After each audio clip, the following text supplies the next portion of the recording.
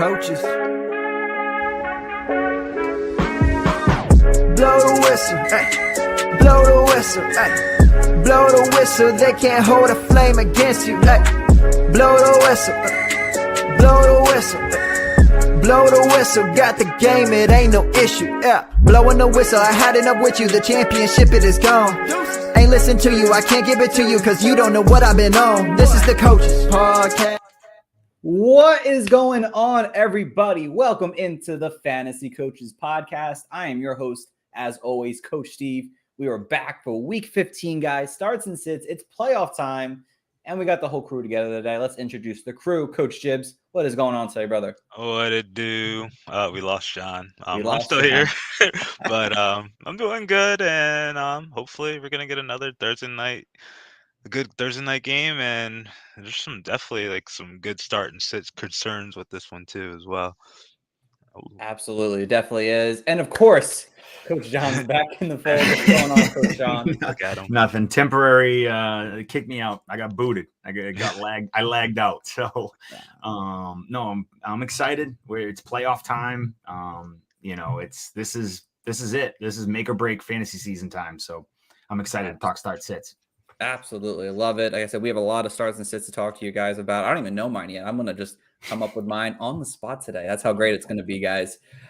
So before we get started, if you were on the show on Monday, I have a league where I have to do this wheel deciding thing for some random Marvel Dynasty league that I came up with here. So before we get started with today's show, I got to do that real quick, guys. So give us a good 30 seconds here.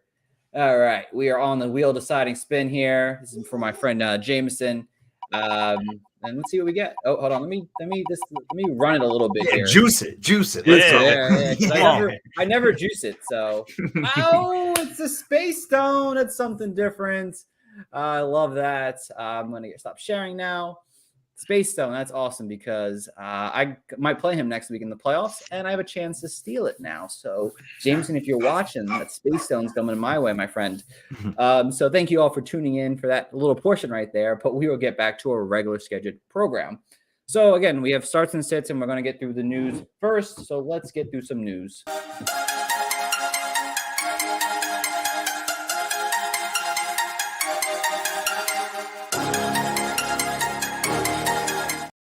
All right, guys. So we have some things going on today. Players who have missed practice that we need to keep up on today. Ramondre Stevenson had that nasty injury on Monday Night Football. Pat Freiermuth's banged up right now. Deontay Johnson's not practicing. Nico Collins is not practicing. And Jeff Wilson, some of the more prompt star players for fantasy right now. If you're relying on any of these guys, just keep your mind on the fold right now. We'll see what happens on Sunday if they play.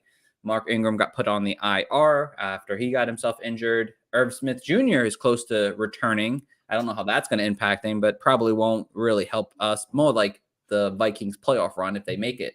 Rondale Moore and Kyler Murray. We didn't talk about Kyler Murray because we did our show before Monday Night Football, but Kyler Murray is on the IR with a torn ACL. He is out for the season.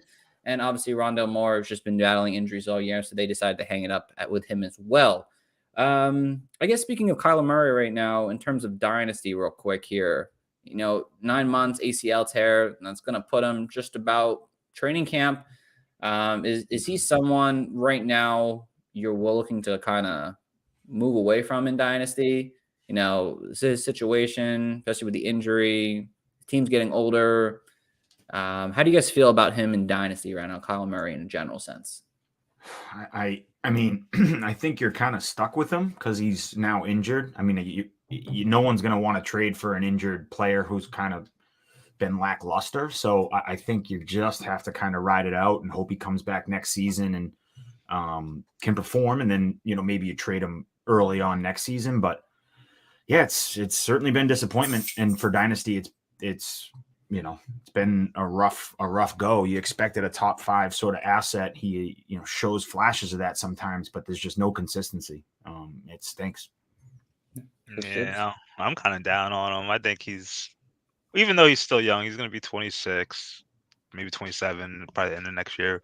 Still young asset. QBs are going to be have more longevity in the league. So I think he's still a viable dynasty asset, but I don't think he's going to be like that top 5 that John just mentioned. Like I think he's probably just going to bump down a little bit because there's going to be some younger quarterbacks coming out. You have some stud quarterbacks that are already playing as good right now. So hey, you never know, but I would hold on to him as well because what they're going to give you like a low end first round pick. Oh, I don't even think you could get that for Kyler right now. Which in a super flex league probably, but in a single quarterback league, I can't imagine people giving up a first for him. Oh, heavens no! Yeah, which is crazy.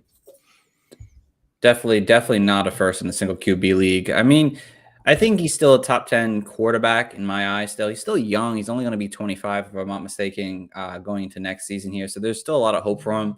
I don't know if you're looking to get top value, you just lost that. I mean, but some people might value him as still an elite long-term fantasy asset. I mean, he plays well when he's healthy and early on in most seasons, but I mean, I still want to acquire him on the cheap if I can now, especially with this injury. If people are kind of turned off by that, I know it's ACL injuries, but a lot of people do come back, and usually quarterbacks are for the most part okay because they're not relying on the run. And I don't think while Kyler Murray does run the ball a ton, he doesn't rely on the run too much, so he should still be pretty good. But definitely hurts to see that overall.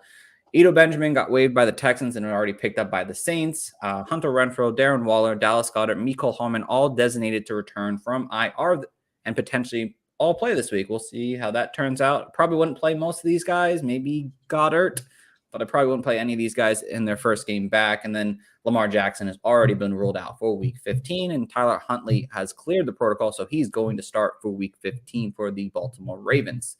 So that's about much of the news that I can give you guys today. We might have a question here. I don't know. Also, update: Nico Collins is going to be out this week. I thought I saw that earlier, and is he already out? I just double checked it. Yes, him and Brandon Cooks are both out this week. All right. Well, yeah, it is what it is. But they're coming back, so I don't. They are coming back. It might impact our playoffs, and we'll wait to see how that works. So. All right, so that's enough of the news for the day, guys. Let's get into our starts and sits for the day. And, of course, I have my handy-dandy PowerPoint for this as well with quarterbacks. And, Coach John, I'm going to give you the start this week because I want to see what you guys pick first so that I can just come up with my answer at the top of my head here. So start with your quarterback sleeper of the week. I'm going to take since you're letting me go first, I'm going to take the low-hanging fruit and start Mike White. I think he is a smash start versus the Lions. Lions are the worst at quarterback points per game, allowing 23.3 points per game to the quarterback. And Mike White in the past couple games has scored over 17 points fantasy and then followed it up with a 25-point game. So, look, I think, the questions of how healthy he is certainly legit, but if healthy, even 80% of Mike White can torch the Lions. I want to start Garrett Wilson. I want to start Elijah Moore. You could probably start Tyler Conklin. I mean, I want everyone in this game. So Mike White is, to me, a pretty good streaming option if you were able to pick him up, last week.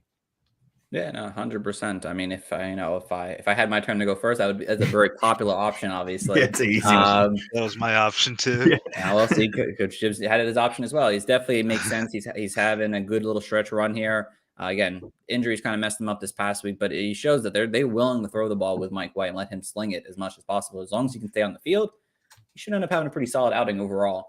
Coach Gibbs, who's your QB sleeper this week? I don't know. Do you need me to go first? I'll go first if you need a second. Yeah, go first. All right. So for my quarterback sleeper this week is definitely a hard decision here because a lot of the players who have, a lot of the good quarterbacks have good matchups. So if you're streaming the position all season and still don't know who you got and you're playing it week by week, Matt Ryan's an interesting option. I know he hasn't been playing all that well. In the last 3 games, he's averaged under 15 fantasy points. So you might have to be a little desperate, but you might need that in this situation here if you're just maybe making the playoffs. But he does play the Minnesota Vikings this week. And the Minnesota Vikings this season here, they're the 6th worst against quarterbacks this year. They're allowing over 20 fantasy points per game, allowing the most passing yards. And, in the last few games here now, I mean, they've allowed at least 2+ touchdowns to quarterbacks in 3 of the last 4 games. And if you can go further back, I mean, they've allowed at least 2 touchdown passes in 6 of the last 7 games. So quarterbacks do well against Minnesota Vikings. And Matt Ryan, I know he hasn't been the best, but hopefully week off kind of help this team kind of get back on track, get a little healthier, and he might be the sleeper guy you need to help you get through this week here. If he's probably available on your waivers if you needed somebody. So Matt Ryan's my sleeper guy this week. Oh wow! Please don't do this, guys. But if you need a low-end option or dart throw or contrarian play for your DraftKings FanDuel lineups, maybe you could think of Mac Jones, who'll be playing the Las Vegas Raiders. Really can't sell you, but I know they allowed two 300-yard passers in the last 3 games. Baker Mayfield had the miraculous drive and pretty much had 230 yards off the practice squad. So Mac Jones has been on the offense. Ramondre Stevenson's kind of banged up. Maybe they'll lean on the passing game, and he'll be a good option. So that's all I got you. Raiders defense isn't like, they got a little bit better, but there's still a lot of production to quarterbacks. They absolutely do. And I mean, on my PowerPoint, I have him as a sit because I just don't trust him. I had him as a sleeper last week, failed me a little bit there, but you're right. The Raiders defense have been very favorable for quarterbacks this season. Maybe this is the week things go right, but it's hard to trust. And I 100% get it, but it's a decent sleeper jib. So I don't hate it. Don't do it. All right. Over to the quarterback bust now. Coach John, give us a quarterback bust for this week. Someone you're not trying to avoid in playoffs this week. The player I'm trying to avoid the most is Derek Carr. I think New England is really good at shutting down, passing attack and shutting down their offense. They'll take, Bill Belichick will take Devontae Adams out of the game, just how he schemes things. So, they're going to have to rely on Josh Jacobs to get the ground game going. And we just saw the floor that can be there with Derek Carr. I mean, he got under 5 fantasy points last week. So, if things go south for the Raiders, which I think they very well could, because I know this is kind of narrative street, but usually pupils of Bill Belichick don't tend to do well against Bill Belichick. So Vegas could be in for a tough stretch in this game, and I don't want Derek Carr. And I think the idea that he has any sort of upside, and especially in this game, to me just doesn't exist. It's he's got way more floor, like no floor, and maybe 15 points as an upside. So I'm not touching him. Yeah, it's definitely tough to trust Derek Carr, especially what he showed us last week. I mean, to me, this is a game where he could just kind of boom, but then in the same sense, he has that bust factor that's clearly there for fantasy, and that's kind of why I have him as a boom bust starter, because he has that weird situation where, like, you don't trust him, but he's going to go off. And then when you trust him, he just disappoints you. And in a tough matchup this week, and I think they play in New England, if I'm not mistaken, it's definitely something I'm trying to actively avoid, Derek Carr, if I can in fantasy. So I get it, John. I like it. Coach Jibbs, who do you have for us this week for a bust? I have Tua, and I don't know what's going wrong with him, but the Dolphins and his play just screams red flags everywhere. Please don't start him. Since the bye, Tua's been playing like hot garbage, and he keeps getting worse every week. He's averaging 14.8 fantasy points per game and only completing 50% of his passes in the last 3 weeks. Fantasy managers need better than mid QB2 numbers if they want to proceed in the playoffs. And against the Bills, and he's going to be at the Bills Stadium, he averages 60% of his passes, 191 yards, a half a touchdown, and 1 interception in 5 games. Like, that's not good. That's bad. So, like, your boomer bust guys, if you want to let it all ride, I wouldn't, because that's not good. Yeah, as a Dolphin fan, I hate to say it, but yeah, I'm not really trying to trust Tua this week. I mean, I want to show it to me again. Show you can do it. It's the bad weather matchup too. Don't forget that. And it just doesn't make a lot of sense the way he's been playing. It's just hard to trust that in your fantasy playoffs this week. If he does well enough, you maybe trust him next week. But in a tough matchup, definitely trying to actively avoid Tua this week. For me, my quarterback bust, I'm going with Tom Brady this week. Tom Brady has just been such a disappointment. I mean, I don't know what you expect of a 45-year-old quarterback, but I know he's put up 20 fantasy points in 3 of the last 4 games. But this is a different type of game here. They're playing Cincinnati, and Cincinnati has just allowed one quarterback all season to throw more than one touchdown pass this year. And it happened to be Baker Mayfield, surprisingly, against with the Panthers. And, they've held Mahomes to one touchdown. They've held Watson. They've held, Lamar Jackson. They haven't really put anyone else that great. But Tom Brady hasn't been that great this season here either. It's just a struggle that it's hard to trust Brady to consistently put up decent fantasy numbers in a very tough matchup when their offense just really isn't clicking in any cylinder right now. So if you can avoid Tom Brady, I'd look to avoid Tom Brady. I know I'm sitting him. I mean, for Justin Fields, though, but it's a little different. But I'm definitely looking to actively avoid Brady if I can this week. So he is my quarterback bust for the week. All right, let's head over to tight ends now. John, give us your tight end sleeper of the week. I have two written down. I don't know who I want to go with, but I'm gonna go with Greg Dulcich. Greg Dulcich, 8 targets, basically the last 2 weeks since Sutton's been out. So you have this consistent floor of targets. He's gonna see at least 6, 7, 8 targets. You know that.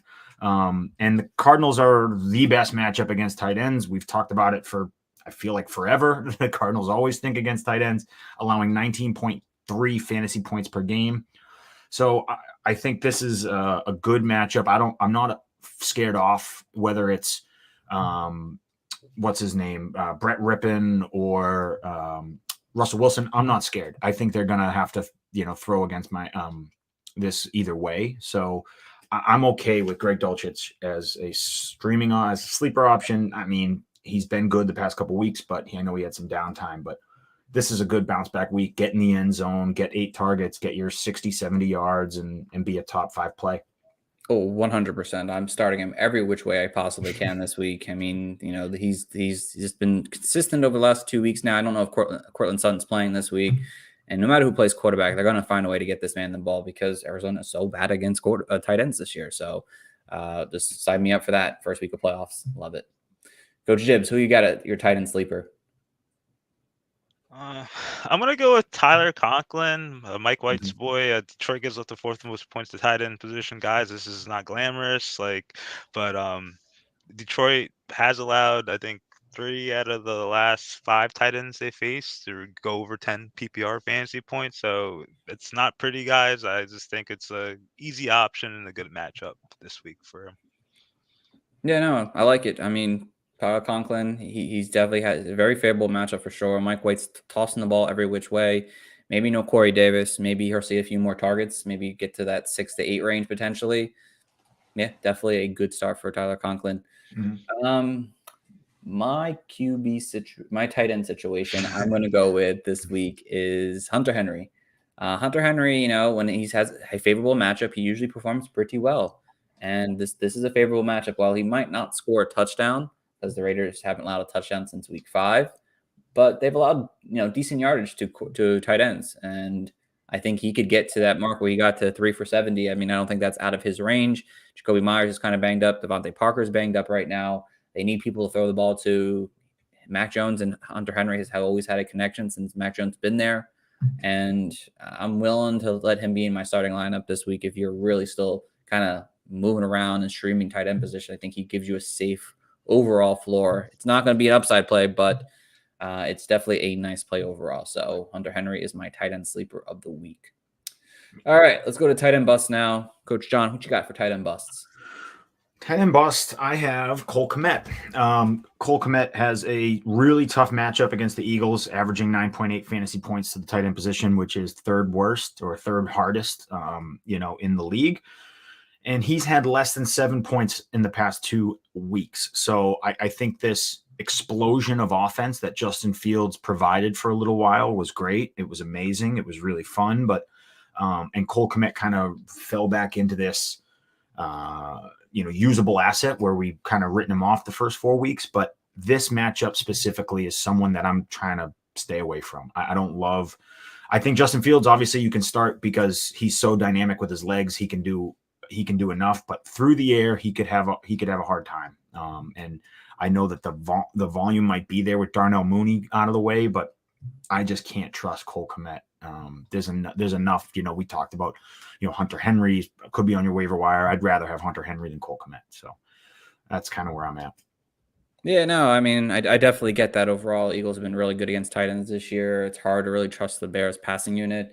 The only thing to me is that the target share that he might receive, because he was doing so well before the bye, still intrigues me enough, but it's definitely a risky situation to start Cole Kmet because you just don't know what kind of outcome you're going to get, whether could be a really good game or it could be a 3 catch for 10-yard kind of outing. So I definitely get the bust alert on Cole Kmet. So all right, Coach Gibbs, what do you got for our tight end situation here? I'm going to go with Evan Ingram this week. And I know he had a monster performance, 152 yards, and he's been on fire the last 2 weeks, but I'll be skeptical using him against the Cowboys. The Cowboys only allowed 1 touchdown to a tight end all the way back in week 8, and only 1 tight end this season was able to score more than 10 PPR points. So he'll probably have the second best chance to do it, but these guys have been awesome and limited in tight ends. I think even since their week 8 bye, the highest receiving yardage total from a tight end has been 34 yards. So it's going to be tough sledding. Yeah, definitely. It's definitely hard to set a hot hand. I get it. But it is a really tough matchup. And, I don't know if Evan Ingram hasn't been consistent enough to really trust he put up a monster game, but do we trust that he's going to be consistent? Yeah, he's been pretty decent the last 2 games, but it could end up being a pretty much a straight bust game where he gets 2 catches for 10 yards. It could just be that. So in a tough matchup. So I don't hate this potential with that. So yeah, I will go on record and say Evan Ingram going 11 for 162 and 2 is an outlier in his career. That's just not gonna ever people who are like, oh, Evan Ingram broke out. I'm like, no. That's what we consider an outlier. There's averages and then there's outliers, and that's an outlier. That's never gonna happen again. Well, you know what I'll say about Evan Ingram? Maybe if he didn't drop the passes, those couldn't be outliers. So hey, we never know. Yeah, he finally got Stickum. The coaches finally introduced him to Stickum on his gloves, and he's like, oh wow, this is so much easier. Must be that warm Florida weather. Yeah. 100%. Who am I gonna go with here? I'm gonna go with Daniel Bellinger this week. Last time he played the Commanders, he had 5 catches, 5 targets, 24 yards. Decent play overall, but the Commanders for the most part have been pretty good against tight ends this coming season here. They haven't allowed a ton of opportunity, or at least red zone opportunity for tight ends this year. And the way this offense is playing, especially in the passing game, they seem to be kind of getting away from tight ends a little bit. I mean, they've just allowed 1 tight end over 50 yards this year, and Daniel Bellinger, which I think people might like him just because he's a body on this Giants offense. It seems like they've found some wide receivers to kind of step up and actually perform a little bit, and kind of putting Daniel Bellinger kind of in the back seat in this offense here now. So if you picked him up and all right, came back and because he was doing good in the beginning of the year, I think this is a game where you might want to set him and look a different direction, because I don't really trust the outcome that he's going to produce for us this week in fantasy. So he is my tight end bust of the week. All right, over to the RBs finally. Coach John, give us an RB sleeper you got this week. RB sleeper I got this week. I'm going to start with Cam Akers. Cam Akers, Green Bay has been abysmal against the running backs in the past month, allowing 32.7 points per game over that stretch. So, and Cam Akers has scored 3 touchdowns in the past 2 games. So I don't think it's going to be a highly explosive, big, yards per carry type of game. But when they get into the red zone, Cam Akers seems to, find his way, into the scoring opportunities. So I like Cam Akers to have a touchdown in this game. I like Cam Akers. He's had 13 touches in the 3 out of the past 4. So I like the volume that he's getting. I think it's not sexy, but it's a playable guy that, again, beginning of the season, you wrote him off as dead. You figured you can't use him. And here we are in the fantasy playoffs, and I'm suggesting to start him. I like it. I like it a lot. Let's see, Coach Gibbs, who you got for your first RB sleeper? I'm gonna go with J.K. Dobbins, and it was kind of encouraging for him to have a good, productive game coming back off the IR.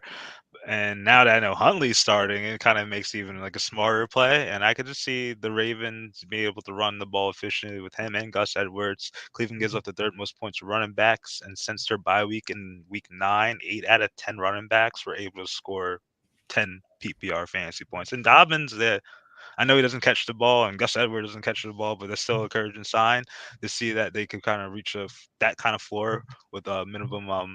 Well, I guess with like good efficiency, rushing efficiency. So, and even in deeper leagues, Gus Edwards is a good play. So I just like the matchup, and the Ravens kind of need this win to keep up with the Bengals. So I can see it being a bloodbath.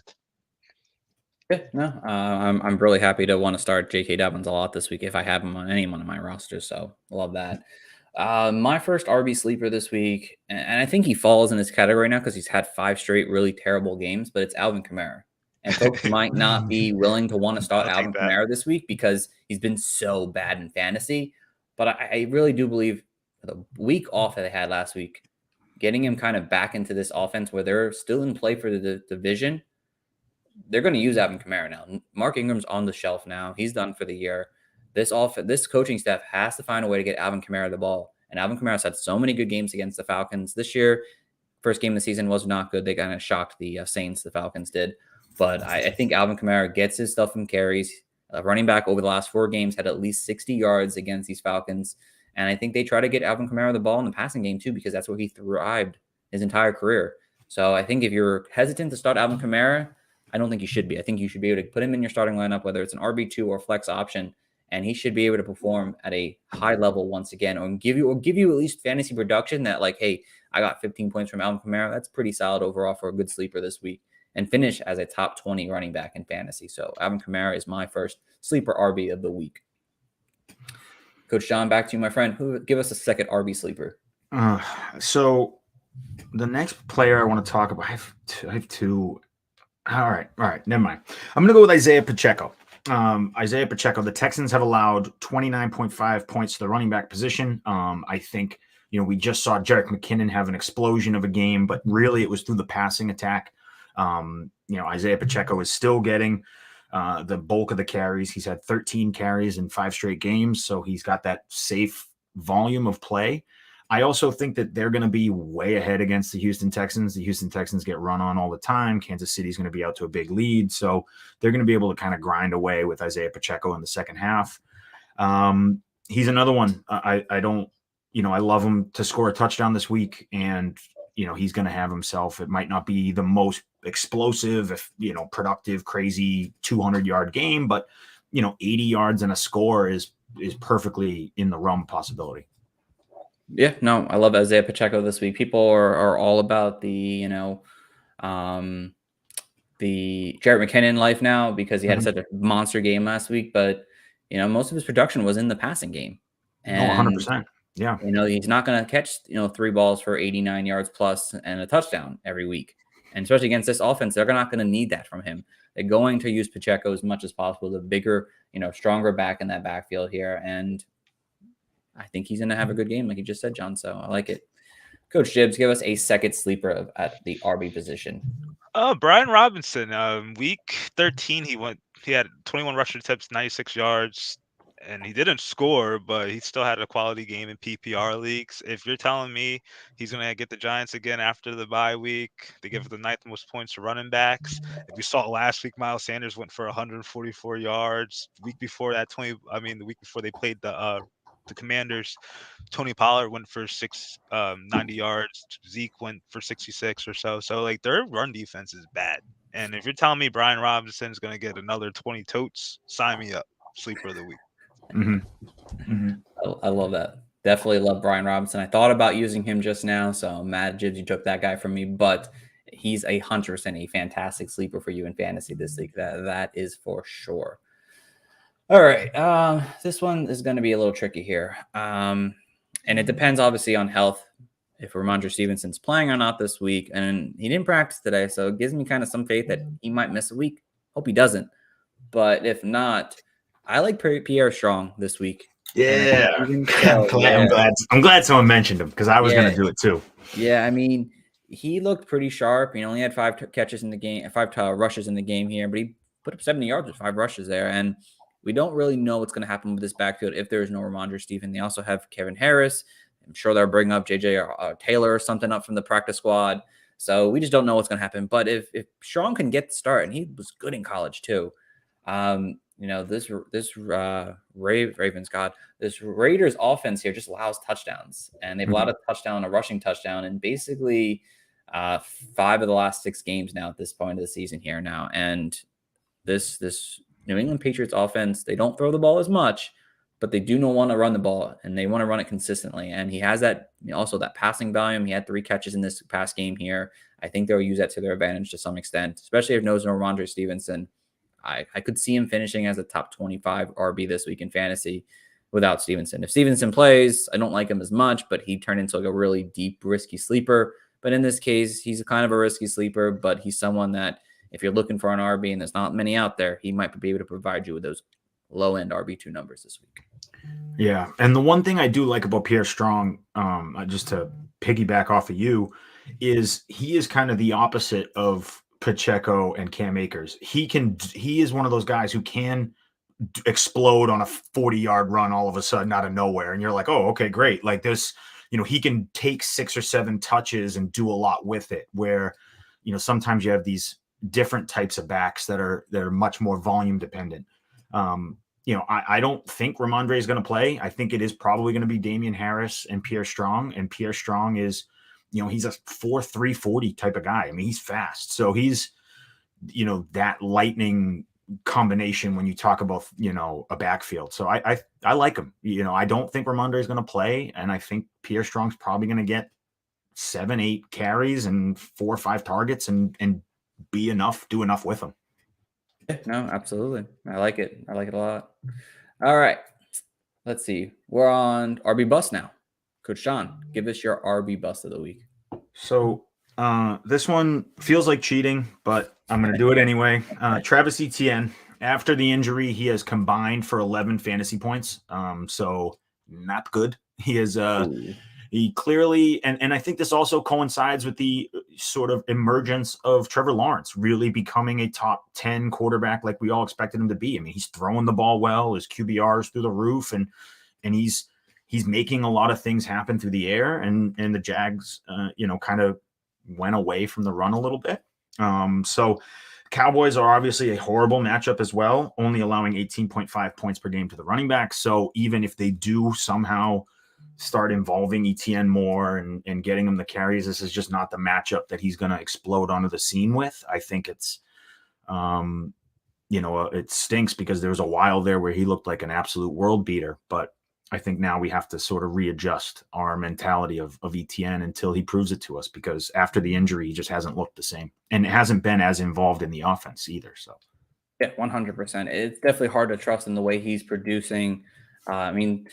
The Cowboys have allowed a little bit more rushing as of late, but it's not like a lot. It's like between like 60 and 80 yards on the day. And I don't, just the way he's been playing, I just don't know if he's even going to get to that more. And they're probably going to have to throw the ball more times than not, because this Cowboys offense will be ahead in this game here. So I like the set this week. Coach Gibbs, give us a sit for your RB.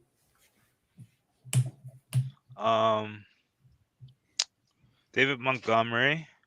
And I know the Eagles rank middle of the pack in rushing fantasy points against running backs. I believe they're 15th right now, 15th fewest. But since Davis returned in week 13, the Eagles have been lights out versus running backs. They held Derrick Henry to 30 rushing yards on 11 rushing attempts. Saquon Barkley, 28 yards on 9 attempts. Gary Brightwell, 23 yards on 5 attempts. All 3 of these running backs failed to reach 10 PPR fantasy points. The last time I checked, King Henry, Saquon Barkley are way superior running backs than David Montgomery. And I think the volume-based Montgomery is going to have to make an impact in the receiving game for him to be a viable option this week. I'm kind of scared of using him.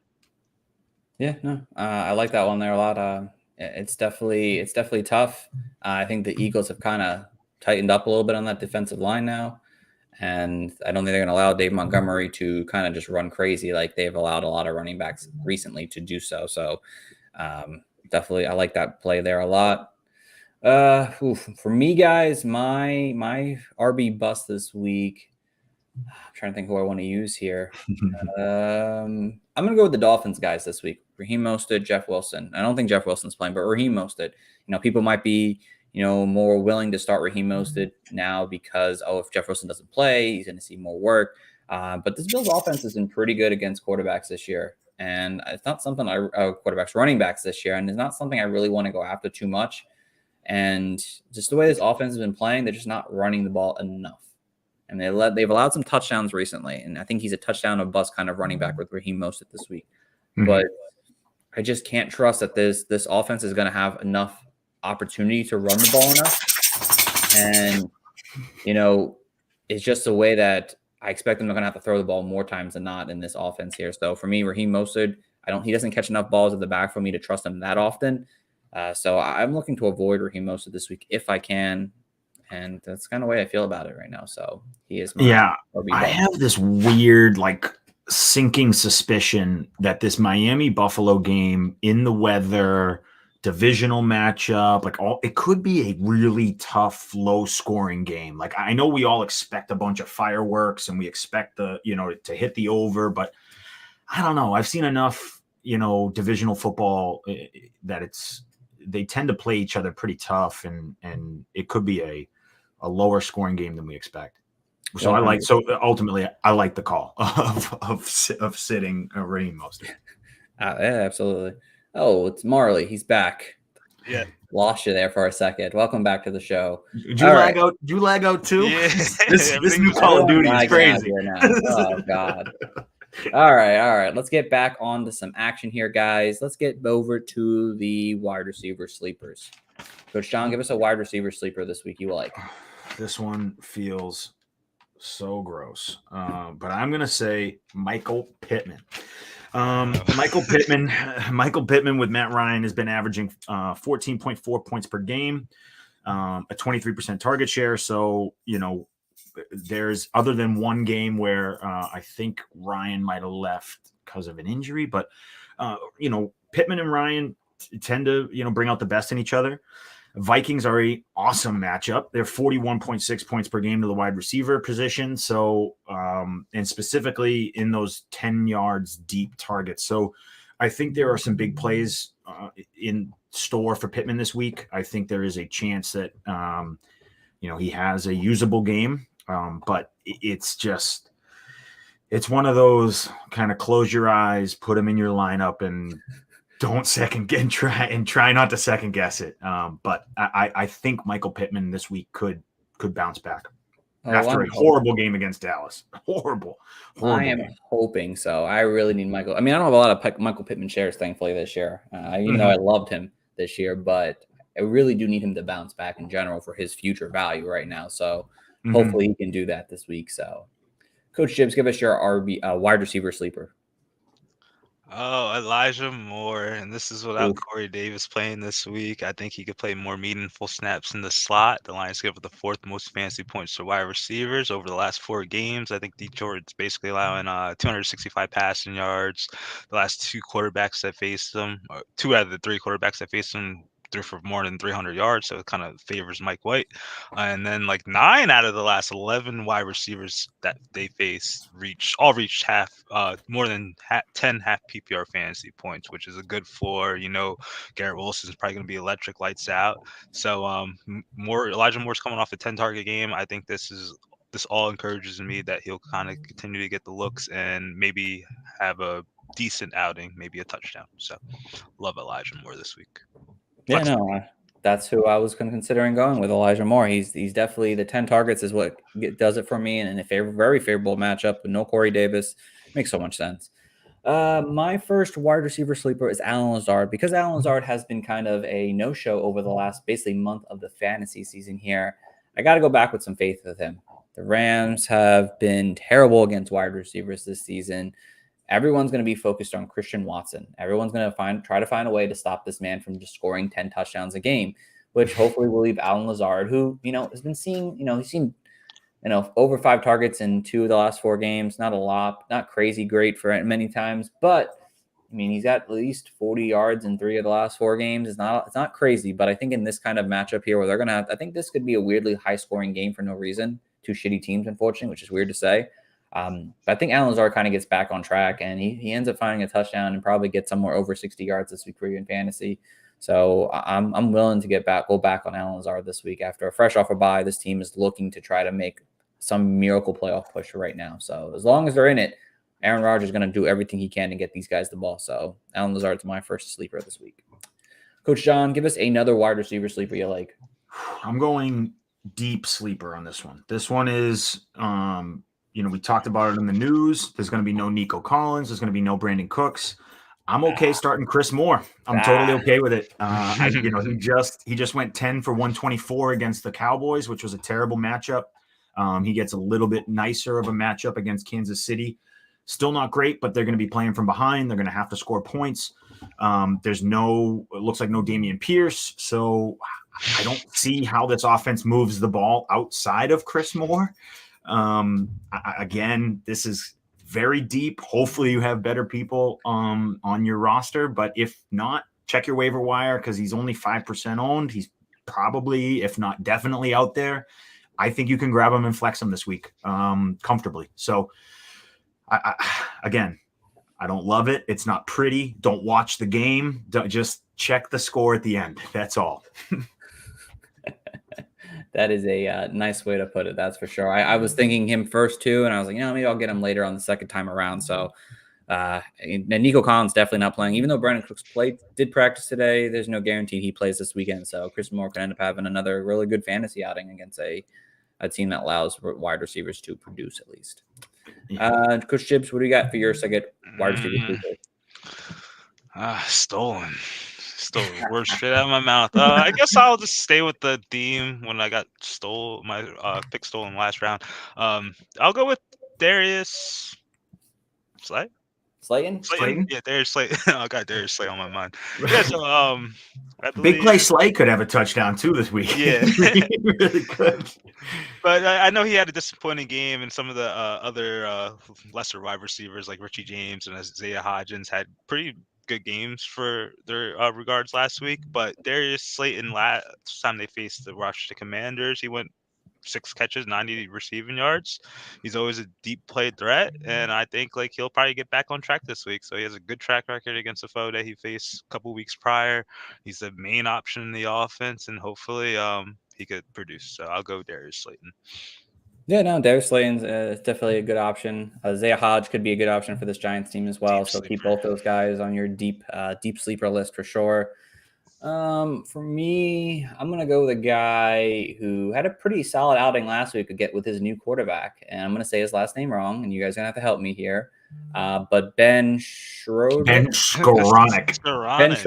Ben Skowronek put up had 8 targets last week for 80 yards. And that was with Baker Mayfield at the helm. And Green Bay, I expect this game to be a weirdly higher scoring game here. And Baker needs to get the ball out to someone. I don't think they're going to run the ball efficiently enough with Cam Akers constantly. And they're going to rely on Baker Mayfield to do some weird swagger that he has for this offense here. And Ben's going to do something. And I think he's going to put up a pretty decent outing. So as a flexible option, if you're looking for somebody, maybe you don't really like what you got going on, he might end up putting another solid outing for you this week. And I'm going to stick to that guy. So he's my second wide receiver sleeper here now. So finally, guys, on to the end here. I don't have a slide for you guys for unfavorable matchups. So we're going back to our main screen here. Wide receiver bust. Coach John, give us a wide receiver bust for the week. The wide receiver bust, again, I wrote down 2, but which one do I want to go with? I'm going to go with Hollywood Brown. Look, I think it's going to be a tough game, a really tough game for Arizona with Colt McCoy going against Denver, going against that defense. I think it's, and the other part of this that doesn't give me all the warm and fuzzies is when Hollywood Brown has played with DeAndre Hopkins. In the 2 games together, he has combined gone 10 for 80 and no score. So he's not getting a ton of volume. He's not seeing a ton of, he's getting those deep threats and deep targets, but DeAndre Hopkins is just a possession machine. And so, he'll still be out there getting those deep plays every once in a while. But to me, it's the matchup and the quarterback and all this is just such a such a sit. And I almost want to put DeAndre Hopkins on there too, but I just have a feeling DeAndre Hopkins has enough volume that he'll be fine, and you're not really going to want to pivot away from him. But lower your expectations for both players. Yeah, 100%. I don't know if I trust McCoy enough in a bad matchup to be able to produce two top players. I think Hopkins will have his still and have a pretty decent outing, but I just can't see Hollywood Brown doing the same. We do have a question in the chat here. Chris, what's going on? Akers or Rex Burkhead, who likely will be starting for Dameon Pierce this week? Akers. Slightly better functional offense. Akers.